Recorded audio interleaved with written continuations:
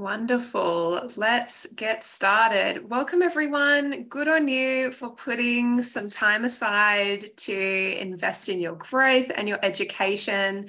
Today, we're focusing on inclusive marketing, exploring the must-have tools and strategies for crafting campaigns that everyone can enjoy.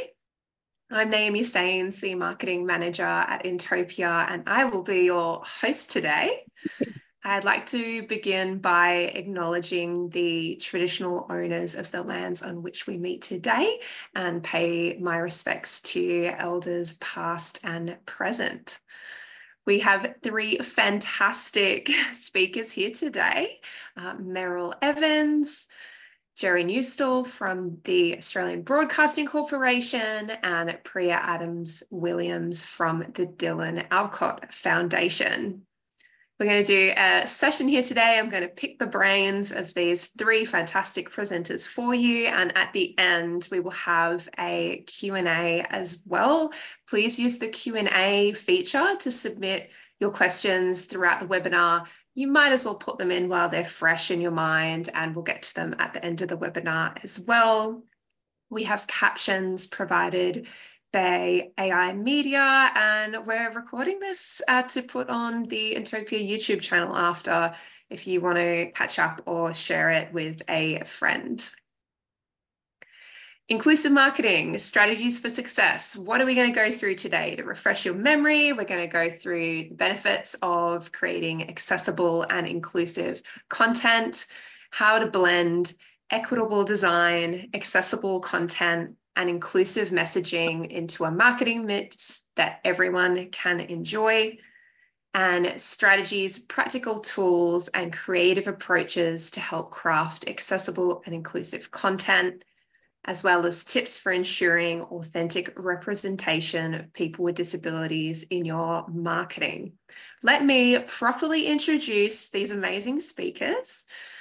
Meryl Evans is a professional speaker, trainer, author, and consultant in disability inclusion, inclusive marketing, and accessibility, who was born profoundly deaf. She is a highly regarded speaker on disabilities and accessibility who has spoken at TEDx, wow, South by Southwest, and many other events. Meryl has authored and appeared in multiple books, The Wall Street Journal, Morning Brew, Adweek, I'm a big fan of that, Ad Age, and the Dallas Morning News. Meryl is a certified professional in accessibility core competencies and a LinkedIn top voice. Thank you very much, Meryl. Gerry Neustatl. Thank you very much. Gerry Neustatl is the lead accessibility specialist at the Australian Broadcasting Corporation, or ABC. His team guides the inclusive design and accessibility of products and content for some of our most loved and trusted media brands like ABC News, ABC Listen, and Triple J, which is a personal favorite of mine, on web, mobile apps, and digital television platforms. And he's also learning to play guitar, but he isn't great at it yet. But we'll cheer you on anyway, Gerry. Thank you very much for joining us. Awesome. And we have Priya Addams Williams, who's the Shift 20 initiative lead at the Dylan Alcott Foundation. Prior to joining the DAF, she spent nearly a decade working at creative agencies, including Special Group and Cummins and Partners, on some of Australia's biggest brands, including ANZ, Netflix, yay, Virgin Australia, and the Australian Red Cross Lifeblood. She is passionate about closing the representation gap for people with disability to ensure that 20% of Australians with disability see themselves represented in advertising campaigns. Thank you very much, Priya, and so great to have all three of you here today. Okay. To kick us off, could you briefly introduce yourself and what accessibility and inclusion means to you? Meryl, would you like to kick us off? Sure. So howdy, I'm Meryl Evans. As she said, I am from Plano, Texas, USA. She, her, accessibility and inclusion means giving everyone equal access regardless of the circumstances. Inclusion means people can see themselves in the brand and feel a connection. Beautiful summary. Thank you so much. Gerry. Yeah, hey. So as you mentioned, I'm the lead accessibility specialist at the Australian Broadcasting Corporation, and yeah, my name is Gerry Neustatl. Um, so accessibility is about removing barriers for people with lived experience of disability. Um, like creating visual materials that have got sufficient contrast, adding images that have got equivalent alternative text, that sort of thing. Inclusion is broader than accessibility. Inclusion involves working with people with a disability and asking questions and involving people with disability in the creation of those solutions. Werner Myers coined the expression diversity is being invited to the party, inclusion is being asked to dance. Perhaps accessibility is being able to join the party and inclusion is wanting to. That's deep. I love that.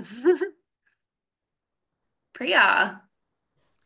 Thank you. Hi, everyone. I am Priya. I'm the Shift 20 initiative lead at the Dylan Alcott Foundation. And for me, accessibility and disability inclusion means that, similar to what Meryl and Gerry have said, we're truly considering people with disability when we're developing comms in particular.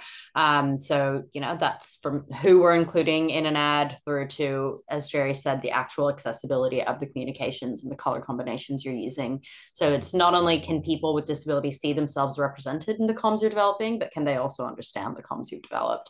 And so at Shift, we work with brands to consider how they can make their entire marketing mix more inclusive for people with disability, which, yeah, I think is really key. Amazing. We're going to have such a great chat today. I am so excited. I hope all you listeners are keen on this too. Please do pop your questions in as we go along. Meryl, to kick us off, for those who are new to digital accessibility and inclusion, why is it important and what are the benefits for like marketers and businesses? Companies should be clamoring to do accessible and inclusive marketing because it helps them reach as many people as they can in their target market. A friend of mine just commented her hearing son was frustrated because he couldn't watch the video. He didn't have his headphones and the video didn't have captions. That is a lost opportunity right there. Not that people experience temporary or situational impairment that affect how they engage with the brand. Accessibility help overcome that because it gives people choices for engaging with your brand. Love that. Thanks, Meryl. And what are the first steps you'd recommend for someone beginning the journey to creating accessible content and media? Simple. The next bit of content you create, make it accessible. When you make it part of your content creation process, it's easy. Let me ask, would you publish a new blog or content without editing it? Editing is part of the content creation process. Accessibility is too. When you create a video, adding caption and audio description are a part of that process. And more importantly, don't use stock photos of people, including those with disabilities. They are inauthentic.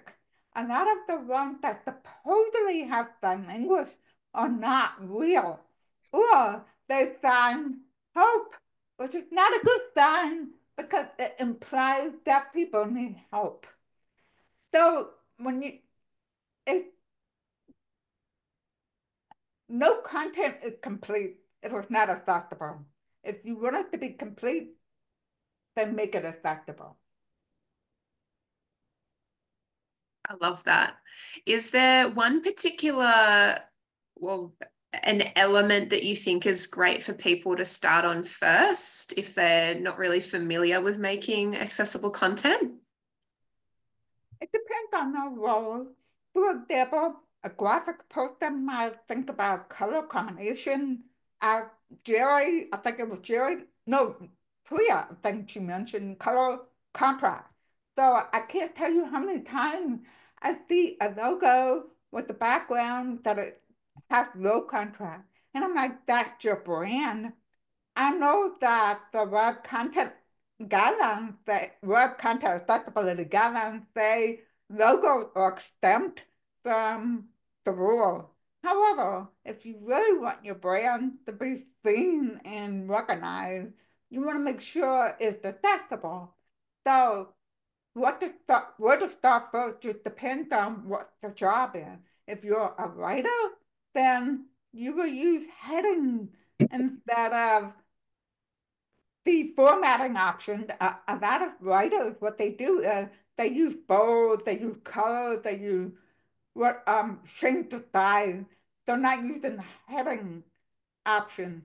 And when you don't use heading, you make it harder for some people to navigate the page. Yeah, brilliant. So it's the color contrast is definitely something to look at. So images are really clear and people with low vision are also able to see it, and headings and proper formatting to help people be able to navigate the document easily. And of course, Great. if you create videos, you caption them following the best practices. I hate to see so many videos. They put so much effort in adding captions, but they're not accessible captions. That adding caption is only half of the equation for accessible caption. The other half is quality. There's a reason for best practices. And they're all over the place because closed caption, for example, on YouTube is the best way to go because you put the viewer in control of the caption. They can change the size, they can turn it off, turn it on, all that. But if you're on your phone doing TikTok or Instagram, typically you will have open caption because those devices, mobile devices really have closed caption because of the whole process. Anyway, they often choose the inaccessible captioning option instead of the more accessible one, and it makes the difference where you place the caption. I mean, Instagram and TikTok have so many things on the screen already, not even including your stuff. And so many times I see the caption way at the bottom or way at the top, and all the overlay stuff is blocking them, and I can't read them. So I've had to learn to put them somewhere like in the bottom half of the screen, but it depends on the social network. I see you post a lot about this, Meryl, and particularly this past year as a marketer, I've seen on social media so many of these terrible captions. It's like the karaoke style, or it's like one word at a time and it's flashing and they're all different colors and there's different things going on. Frankly, I find it very annoying. But yeah, for people with disabilities, it means that they can't understand it. So yeah, captions is a great place to look. Everyone, if you do want to learn more about that, please do follow Meryl on LinkedIn as well. One Awesome. thing about those captions you just talked about, I see so many that are putting up one or two words at a time. So the captions are going like this. I'm a speed reader, but that's ridiculous. I can't focus. I can't absorb the content. I don't understand why they're doing that because even people without disabilities are struggling. I do not have a vision disability, and I'm struggling with reading those. Yeah. So we've got Color contrast, headings and proper formatting, and captions as some great places to start. Awesome place to start this conversation with. Okay, Gerry, over to you. You have had some really important experience working within a large organization on making media and content more accessible to people with disabilities. What does a digital accessibility journey look like within an organization, and what is the role of, marketing, digital and media teams? Yeah, great question.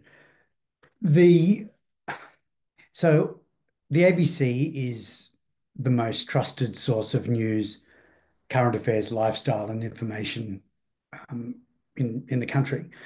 We have millions of people each week turning to our different products to learn about what's going on in the world, listen to music, watch TV, etc. So it's important, very important to the ABC that we're there for everyone, and understanding that more than 20%, according to the last census, of people identify as having a disability in Australia, and understanding that as people get older, we're more likely to have a disability. I think over the age of 65, half of us will have or currently do have a disability. So it's really important that our content is accessible. So where do we start on that journey?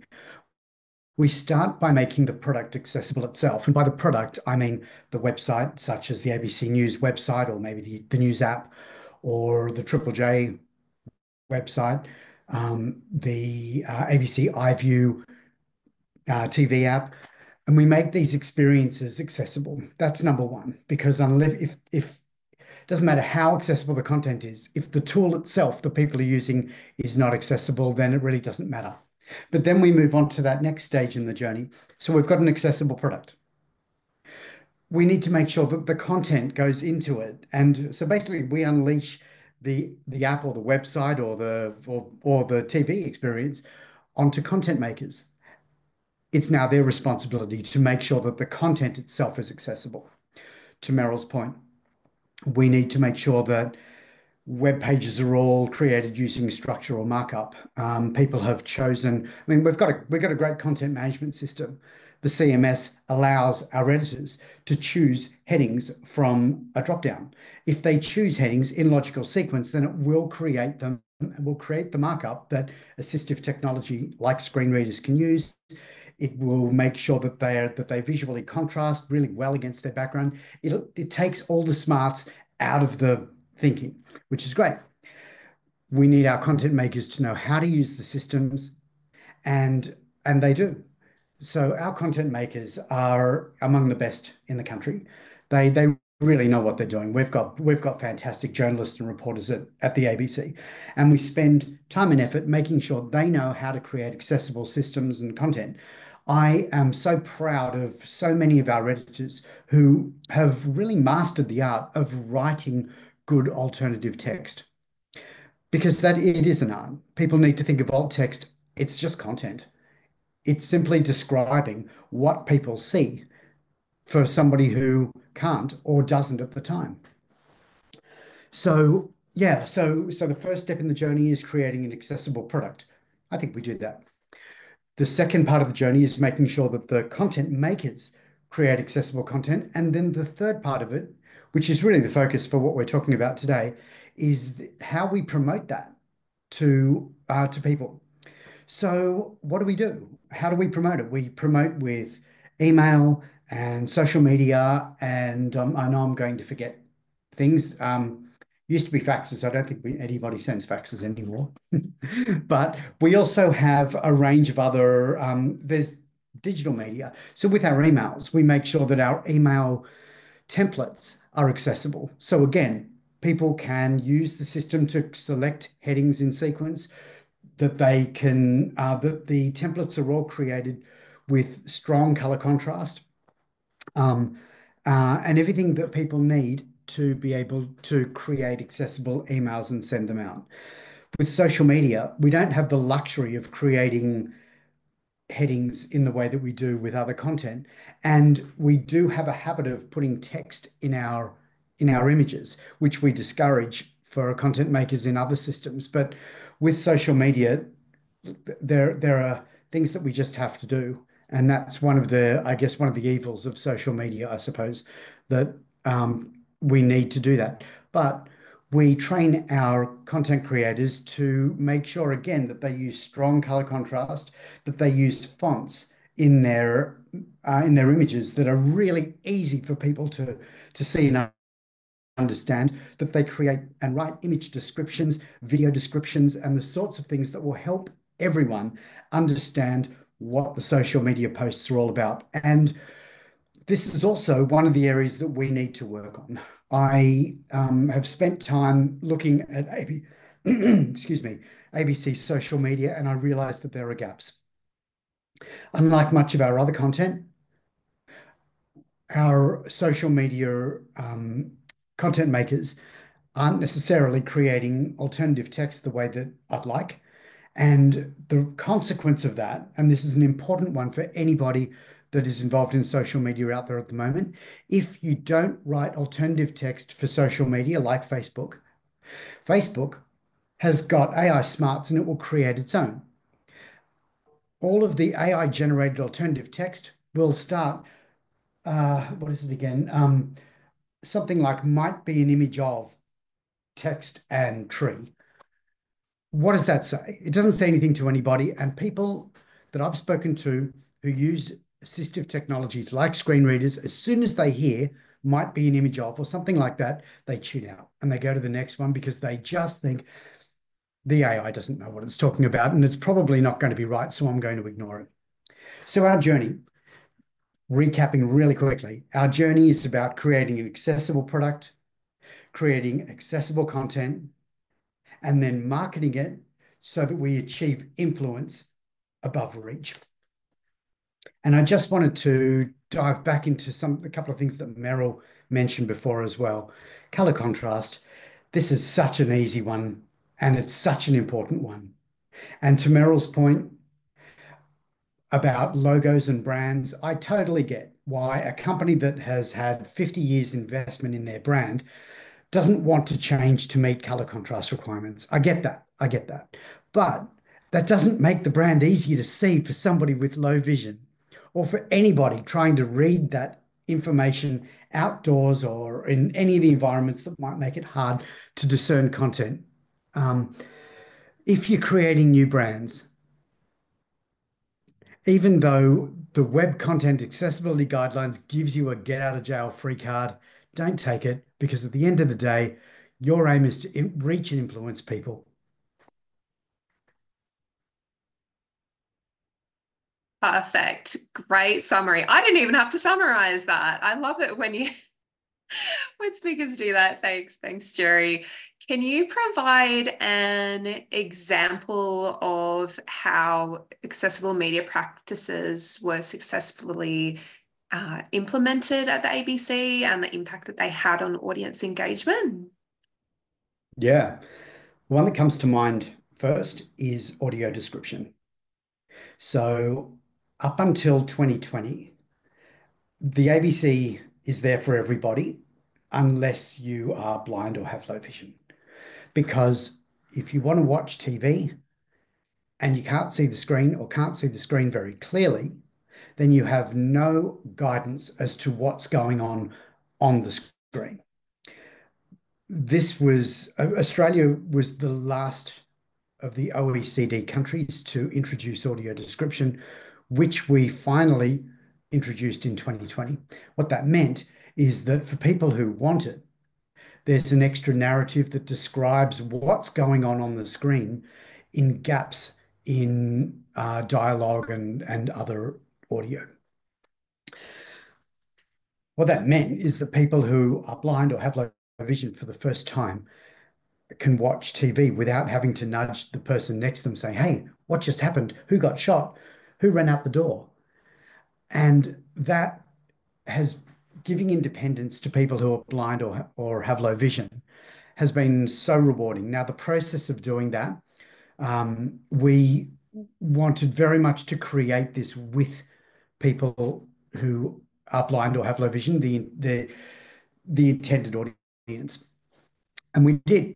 So all of the work that we did, the research work that we did, was all in collaboration with the intended cohort of people. And the product that we created was one that has generated a lot of feedback from people who are blind or have low vision in particular, who say things like, they've been able to watch ABC TV for the first time. We extended, probably the biggest piece of feedback that we got from this cohort was that they also, like everybody else, they want to be able to watch what they want when they want. So we extended audio description to iView last year, and the feedback has just been tremendous. So yeah, that's one area that we did where we I think it's had a huge impact.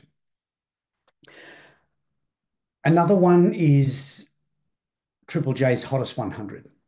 So Hottest 100, as you know, because you were saying before that you like Triple J, you listen to Triple J. So every year, people get to vote in the Hottest 100 on tracks that they've heard through the year that they really liked and they want to vote for. So what were the most popular songs or tracks of the year? And that's actually coming up very soon. So we're getting into Hottest 100 development now, and it will come out toward the end of this year. So yeah, that's really exciting. The thing I really like about it is it's a totally inclusive experience. So if you have try jumping on the website, get your mouse, put your mouse aside, try tabbing through and using your keypad alone to vote. Try bumping up your screen size, zooming into the content, and see how it accommodates your needs if you have low vision and choose to bump up the content. If you engage a screen reader, try switching your screen reader on, see what it's like. You'll find that the app will tell you exactly what's going on so that you know and you can go through a very immersive voting experience, listening to segments of tracks and adding tracks to your shortlist and voting on them without being able to see the screen. It's a really immersive experience. That the thing I really like about it is that it's an experience that anyone can do regardless of ability. And the third one is, again, to Meryl's point about captions. Captions are huge. Gen Y are leading the push for captions. I think it's Gen Z, sorry. So it's young people today who are driving it, because Gen Z all watch shows with captions on. Why? There are a few reasons. I don't know exactly what all of them are, but I think it's a mixture of people. Sometimes you have 2 or 3 people, they're all watching something on their iPad. They're all watching a different thing and they don't want the sound on, so they turn on captions. When they're watching TV and dad's over there on the computer and mum's listening to the radio over there, they've got captions on. Or maybe it's the way that shows are produced these days. There is a lot of mumbling going on, a lot of background audio, and sometimes it is hard to work out what's actually being said. So that my point is that these days, most people turn on captions when they're watching shows. I do, captions also, coincidentally, I'm not sure if you're aware of this, help people who are deaf or hard of hearing understand what's going on. Lo and behold, go figure. So captions have become very mainstream. In fact, Facebook, I think it was, said a few years ago now to their advertisers, if you've got a video, if you put it up on Facebook, and if you don't caption it, then you're not reaching your audience. So captions are huge. They've had a big impact. We caption all of our content in line with the Broadcast Act. We exceed it where possible. Even though we've got a way to go, we don't caption everything yet. We're taxpayer funded. We don't have unlimited funds. We caption everything we can with the budget that we have available, and are seeking opportunities to do more and more. AI is creating some tremendous opportunities for us, which I'm hoping will enable us to extend the way that we caption, audio describe, and transcribe content moving forward. That is an incredible accessibility program, Gerry. So many different things you're looking at. I mean, audio descriptions, I had no idea that it was only introduced in 2020 like that. Yeah, like you said, the impact that you shared that had on real people's lives was awesome. And captions, I was watching a TV show the other day and there were some really thick accents that I couldn't understand. Might have been a Texan accent, sorry, Meryl. And I had captions on myself. I love watching things with captions. It just makes it easier for everyone. So awesome stuff, Gerry. We're going to move on to Priya now, onto representation in the media. Priya, you must have so much fun working with Dylan Alcott. I mean, Australian Paralympian, entrepreneur, saw him on the TV, hosting some of the Olympic game sessions. Awesome. Coming off the back of the Paralympics, why is representation of people with disabilities in the media and advertising important, and what strategies have been effective in normalizing this representation? So yeah, first off, working with Dylan is great. He's amazing and just such a powerhouse, and his energy is infectious. I'll sometimes walk into meetings being like, I don't know how I'm going to get this done, and walk out being like, I can get that done and so much more. So it's been very, very wonderful working with him. But yeah, coming off the back of the Paralympics, I mean, I think it's important to note that the Paralympics are a time once every 4 years where we see really great disability representation on our screens, and then after the Paralympics finish, it just kind of dives off a cliff for the next 4 years.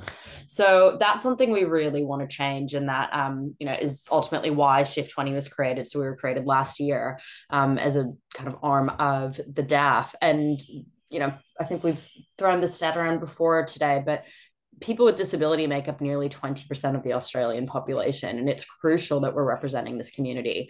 When I'm talking to prospective brands or agencies about coming on board, I always say that not considering people with disability when you're developing campaigns is like just not bothering to market to the entire state of Queensland, just cutting them off from all of your advertising efforts, which is crazy. No one would do that.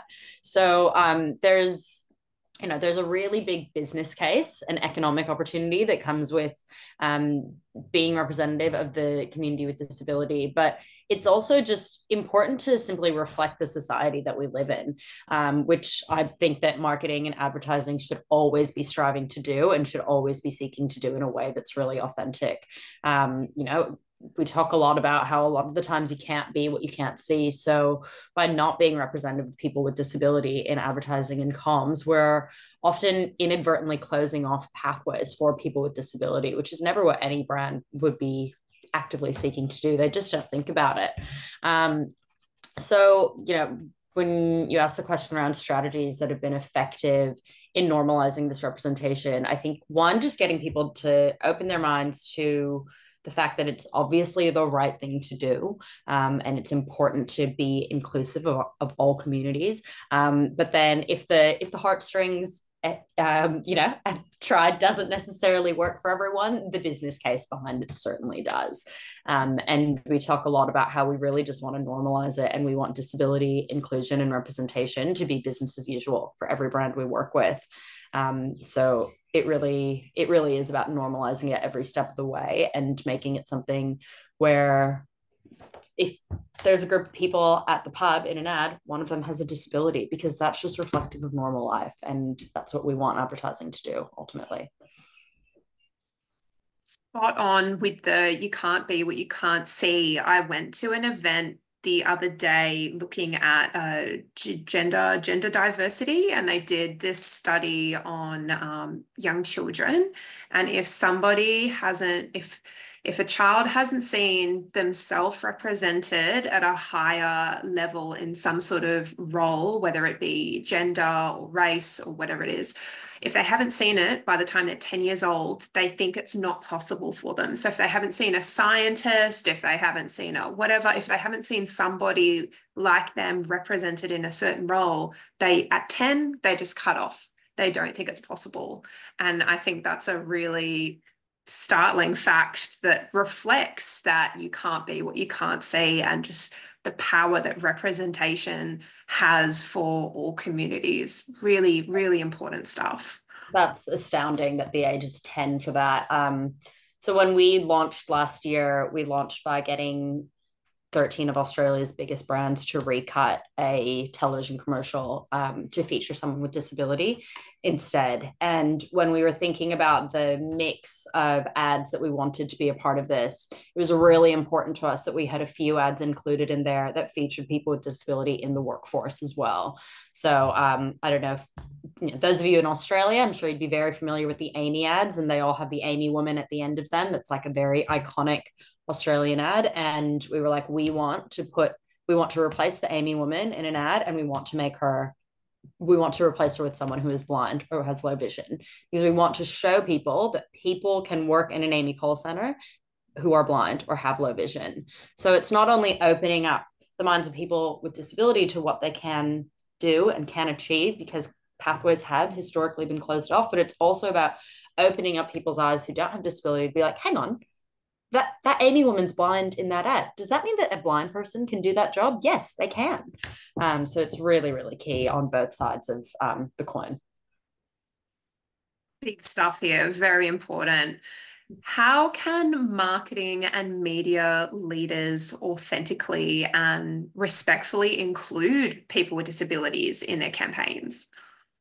I think that two things. First, thinking about disability inclusion from the start of an ad is really important and just helps everything feel more authentic and representative. Because when you're thinking about, if you're writing an ad around someone and at the start you decide that they have a certain type of disability or that's the story you want to tell, all of the small details around the ad are slightly shifted because you're building a story around someone specifically.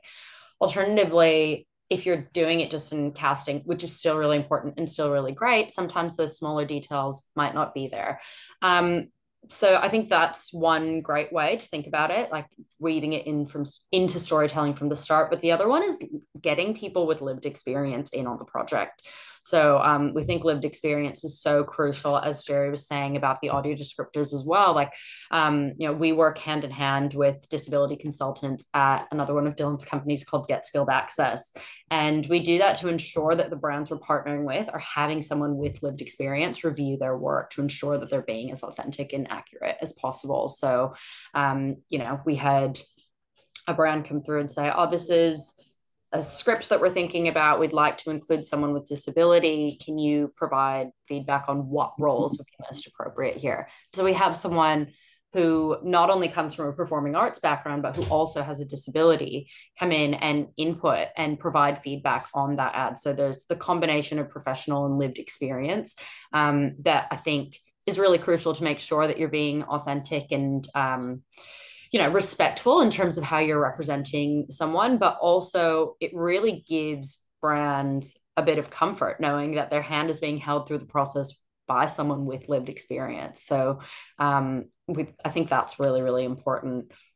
And more specifically, I think we also really try to ensure that how we're representing people with disability doesn't fall into tired or harmful stereotypes or tropes.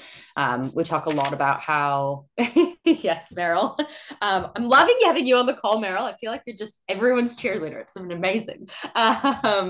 So, we talk a lot about how historically people with disability have been represented in one of two ways when they have been represented at all. So one has been as a deterrent to bad behavior. So I think we all know the ads that are, don't have one too many beers at the pub, or look both ways before you're crossing a train line, because if you don't, and then it, cuts to someone in a wheelchair in a dark room all by themselves looking really sad and like their life is over. So it's, a deterrent to bad behavior. If you do something that you shouldn't be doing in society, and if you're unsafe, the end result could be that you are disabled. Or we have seen it represented as inspiration porn. So, putting someone on a pedestal, look at everything this person has achieved despite the fact that they have a disability. So we really try to steer brands away from either of those stereotypes, which I think already is naturally happening, which is great.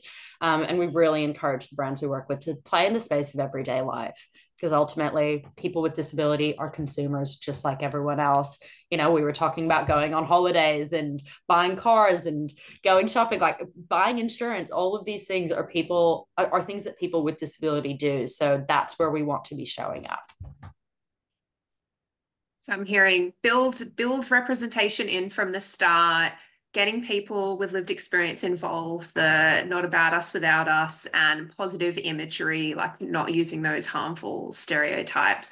That's a great place for us to start. Thank you, Priya. No, I did have one more, sorry, that I forgot. The other one is also just asking questions.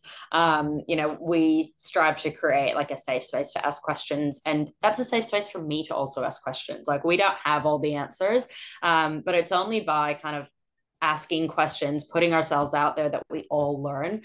So that's the other really key part. Don't be afraid to ask questions and get involved. It's much easier sometimes for people to say, oh, I don't know, that seems a bit scary, so it's actually probably better that I don't do anything, rather than risk doing something and getting it wrong. And you actually can just ask a few simple questions that might lead you to the right answer. So don't be afraid. And not to add on to Priya's excellent comment.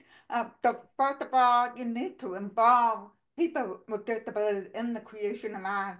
The challenge is so many ad commercials on TV have been criticized. People with disabilities have been criticized by people with disabilities, saying not an accurate representation of their disability.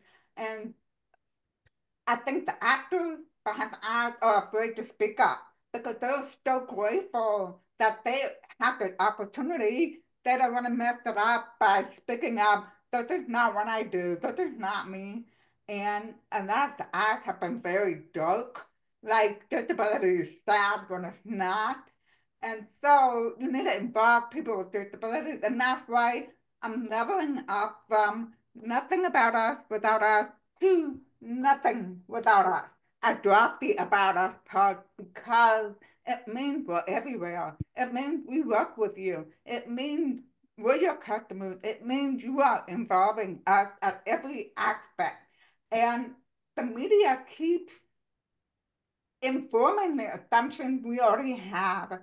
We're having to fight an uphill battle against wrong assumptions. As Priya said, ask questions. And I say to that, don't assume, ask, stop making assumptions. I am not fluent in some language, and yet in all my years, that's the assumption people make about me all the time. They are shocked when I tell them most deaf and hard of hearing people don't know sign language. It's really a small population. And I was talking to my spouse, why is this the case? Why do they keep assuming this? And we realized every time they put deaf people on TV or in the movies, they're signing. And so we rarely ever see deaf people not signing. And that's why I really like the TV show, the American show, Swiss at Birth, because they showed the spectrum of deafness. They showed deaf people who speak, they showed deaf people who sign, they showed deaf people who do both. So it was much better, and we're getting there, but we still have to fight a lot of assumptions. And I'm with you, Priya. We need disability representation in media year-round, not just every 4 years with the Paralympics. I mean, people with disabilities don't hide for 4 years and come back. We're here every day, and we need to show that. And I want, images are a big problem. A friend of mine, Jeremy Andrew Davis, did a test. He searched for autism, picked photos of people who are autistic. And our photos, pages and pages, were of young white men in their 20s looking depressed. And I can tell you, I met a woman today who's autistic, and she was the older woman. She said she was in her 40s to 50s. So that's how AI, artificial intelligence, is biased. It's going based on data put in by people who are making assumptions. And that's why the data keeps skewing the wrong way. And I must thank Gerry for talking about caption. I try to be careful about caption because I can get carried away and talk about it for way too long. So thank you for adding that. Then you don't have to buy in. I depend on caption. 80% of the people who use caption are not even deaf or hard of hearing. consider that. So I have pages of data on my website that show all the high numbers of people using captions in different ways. And um, I remember growing up before getting my first caption decoder. Back then, you had to get a separate special device to be able to get captions. They weren't in TV until after 1990. Anyway, uh, I would ask my family and my friend, what happened on TV? I didn't know what was going on. I'll tell you later. It's not important. It doesn't matter. Those phrases can trigger deaf and hard of hearing people because we are tired of hearing those excuses. I mean, they never tell you later, I can tell you that. They never came back and told me later. So thank you for bringing that up, Gerry. Yes, captions are huge and Generation G loves them, and I love Generation G for that. And many more things. Those are the most diverse generation ever. And they give me hope for the future will be more inclusive. That's a great place to finish us off. Thank you, Meryl, and particularly, yeah, sharing your personal story. I think is great for people to hear that. It makes it more real for them. Absolutely. We are going to go into Q&A now. We've had some wonderful questions come in. If you have any more, please pop them in the Q&A question section at the bottom. To kick us off, we have one. It seems like many companies now want to generate short, cheap, frequent content, often using AI tools, favoring quantity over quality. How can we try and get accessibility to be considered in this culture?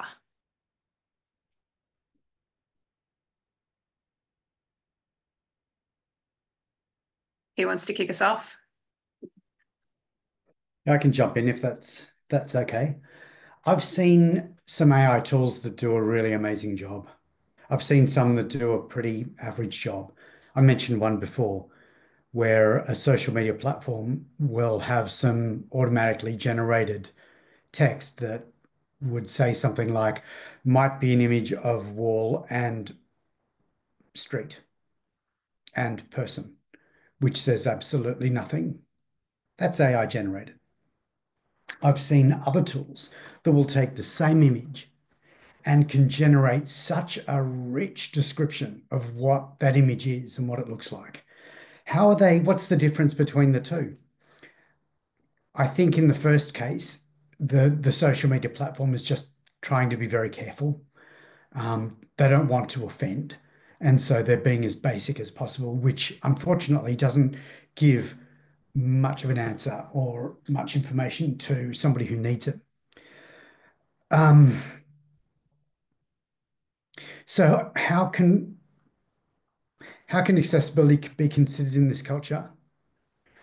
I suggest the answer is for people with disability and their perspectives to be included in generating the information. So the more people with disability are included in the conversation, the more likely the answers are to provide perspectives of accessibility and disability. I want to add to Gerry's comment about automatic alt text. They missed the mark most of the time. I had a photo of me that I love. It's from behind me. I am on a river, kayaking in a yellow kayak, and I have my arm in the air holding a paddle like victory or something is from behind me. Automatic alt text that maybe picture of water and tree. Not even one mention about a person or a kayak. Oh my God, that was the water and the tree were minor details. A person who's doing architect will not even mention the river or the tree because it's not the important part, because context matters, right? Context matters. So yeah, you don't want automatic architect to do the work. It reflects poorly on the brand when people are getting that information instead of genuine automatic image descriptions. So, Okay, we have time for one more question. Progress over perfection in accessibility. I know, Meryl, this is your jam. I'm going to get Priya to start this one. Progress over perfection in accessibility. Can you share more about that? Oh, yeah. Meryl. Priya, do you want to kick us off? Yeah, sure. I think I kind of touched on this earlier, but when we reached out to brands about being involved last year and doing the swap of the TVCs, so many people that we met with said, we've been wanting to get involved. We've been wanting to do something about disability representation, but we haven't known where to start. And it's been scary. We've not wanted to get it wrong. We've not wanted to be canceled. So it's actually just been not only easier, but it's been less of a risk for us as a business to just do nothing at all. And to that, and Dylan always says, just make a start, make some sort of small start, because imagine if every single major brand in Australia made some sort of small commitment to either including closed captions on everything or representing people with disability in most of their major campaigns. If every single person did that, the whole industry would be lifted so much in terms of disability representation and inclusion. So it's absolutely not about getting it right every single time. It's about taking small steps and doing them, again, when you can, hand in hand with people with lived experience, so that the steps you're taking are in the right direction. Meryl, do you want to add in on that just for a minute? Right, you captured my progress over profession articles in a nutshell, Priya. Thank you for that. People are still overwhelmed getting started, and I said, conducting progress over perfection. Focus on making progress. The biggest problem is not the lack of accessibility. The biggest problem is the lack of making an effort with accessibility. And making an effort can be any amount. It could be a little bit, it could be a lot. Everybody has a job, and when we all get involved, it makes life work for all of us. Yeah, it's an effort thing. You're right there, Meryl. Okay, that brings us to the end. Thank you so much to our amazing speakers, Gerry Neustatl, Priya Addams Williams, and Meryl Evans. Thank you for sharing your knowledge. Please do connect with them on LinkedIn and feel free to ask any more questions and follow their work. A recording of the webinar will be on Intopia's YouTube channel very shortly. Thank you to our amazing captioners as well. And thank you for putting time aside to learn more about accessibility in communications. Have a great day, everyone. Thank you. Thank you. Thank you.